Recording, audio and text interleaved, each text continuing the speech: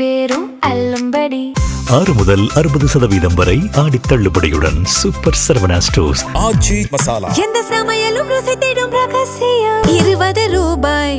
ஹாலிடேஸ்னாலே அது நம்ம GT Holidays தான். GT Holidays, South India's #1 travel brand.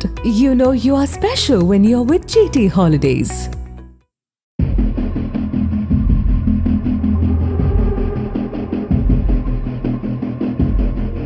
Kerala மாநிலம் வயநாடு மாவட்டத்தில் தொடர்ந்து பெய்து வரும் கனமழை காரணமாக மேப்பாடி அருகே கல்லாடி பகுதியில் உள்ள அணக்கம், பொயில், கல்லாடி, மேப்பாடி இரட்டை சுரங்கப்பாதை சாலை திட்டத்தின் கட்டுமான பகுதியில் பெரும் நிலச்சரிவு ஏற்பட்டுள்ளது.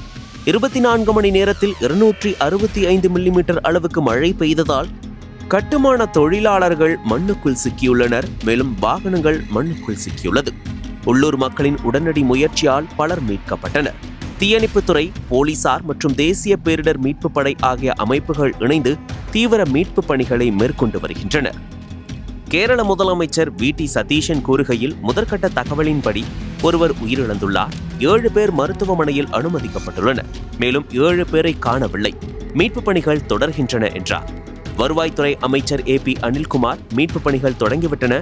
30 பேர் கொண்ட NDRF குழு சம்பவ இடத்திற்கு விரைந்துள்ளது என்று கூறினார். கடந்த ஜூன் 20 அன்று மாவட்ட ஆட்சியர் மண்ணை அகற்ற உத்தரவிட்டிருந்ததும் ஒப்பந்ததாரர் அதை பின்பற்றவில்லை என முதலமைச்சர் குற்றம் சாட்டினார்.